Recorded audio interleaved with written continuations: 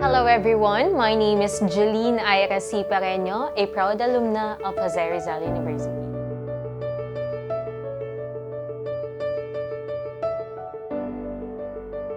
First, I have to say that I made the right choice in choosing the perfect course aligned with my interests and strengths. For those of you who don't know, I graduated college with a degree of Bachelor of Arts, major in English. As someone who loves public speaking, writing, and evenly teaching, AB English enhances my skills and allows me to discover my full potential. It's also important to have a mindset that you are a work in progress, that each day is an opportunity for us to grow and to learn something new. Until now, naniniwala po ako na madami pa po akong bagay na dapat matutunan at madiskubre sa aking sarili.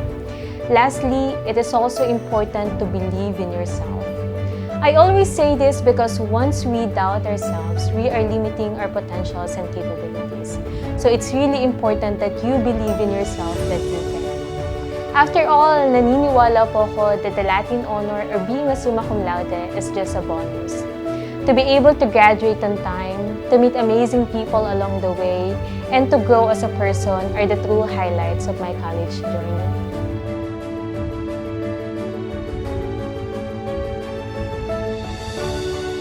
My journey is actually not as smooth or as perfect as everyone imagined it to be.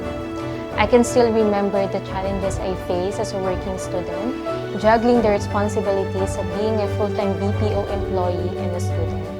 Naalala ko pa po yung task na kailangan sundin sa work and yung responsibility ko po as a student. There were also times where you would feel stressed, burn out with the amount of tasks given in schools, different responsibilities that you have to overcome. Along the way, mapapatanong ka sa sarili mo if kaya mo pa ba? What if sumuko ka na lang? What if tama na? Or what if hindi talaga para sa akin yung ginagawa?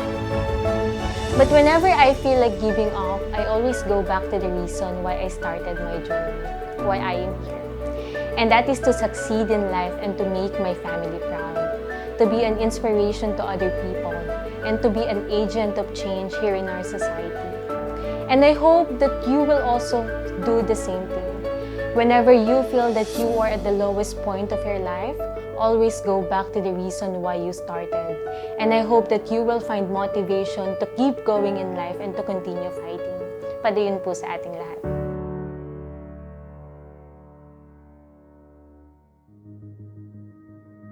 One of the common misconceptions about students who graduated with Latin honor is the idea na puro aral lang yan or boring yung buhay niya, which is actually wrong. I believe that every one of us deserves to rest and to enjoy life. So no matter how busy I am with school and academic responsibilities, I always find time to bond with my family and friends. It's about priorities and time management. Kapag alam ko po na may pupuntahan yung family or may gala yung tropa, I always make sure to do my activities ahead of time. I am also checking my to-do list and due dates, so I need to make sure that I will not miss any activities. Para po kasi sa akin, sila yung pahinga ko sa nakakapagod na mundo. It is so overwhelming for me whenever I am with them. Whenever I am sharing my experience, my failures, my achievements, and my updates on life. After all, we are just all human beings. That hindi lang po sa paaralan umiikot yung mundo natin. And that we also need time for our personal growth and development.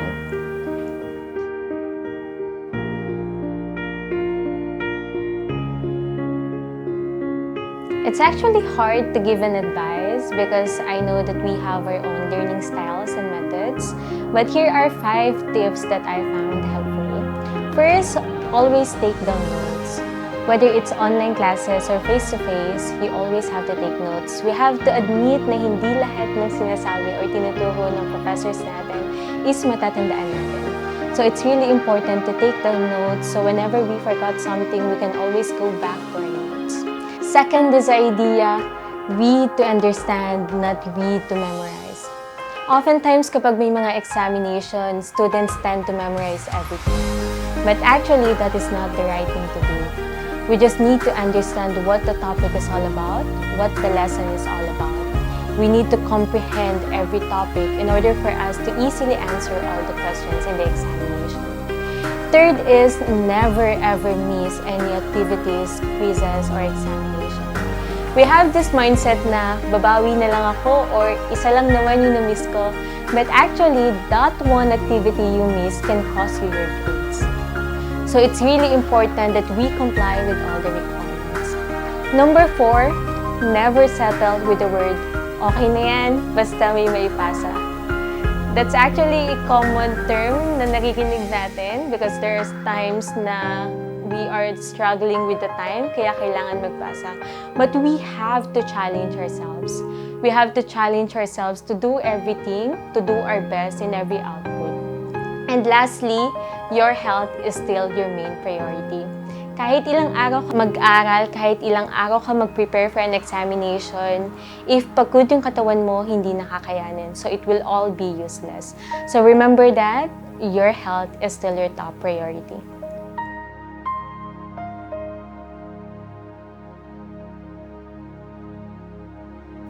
The day before my graduation, while I am doing my valedictory speech, I had the opportunity to reflect on my 4-year stay in JRU.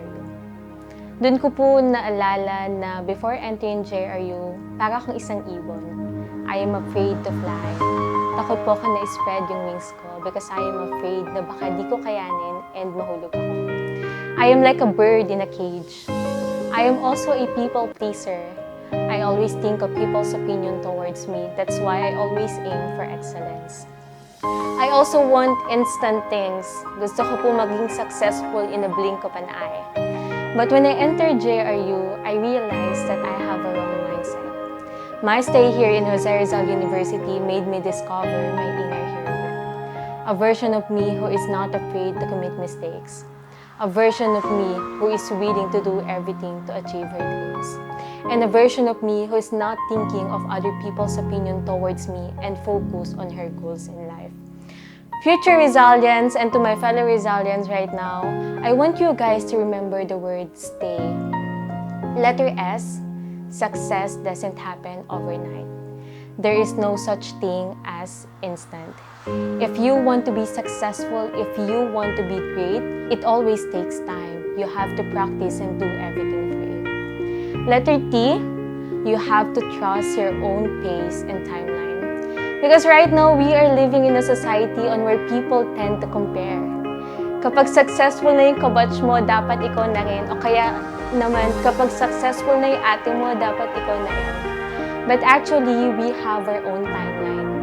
Maybe this is not yet your time and you are preparing for something great for you.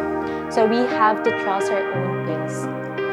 Letter A, we have to acknowledge our own failures and disappointments. Why? Because we have to admit na hindi talaga perfect ang buhay. Na darating talaga yung panahon na hindi lahat ng plano natin is matutupad. But in every situation, we have to realize na laging may lesson na matututunan. And that's something that we have to realize. Na hindi porket nasa ilalim ka ngayon, is hindi ka na mapupunta ulit sa unahan. And letter Y, you are the captain of your own ship. As a former people pleaser, sabi ko nga po, lagi kong iniisip yung opinion ng iba.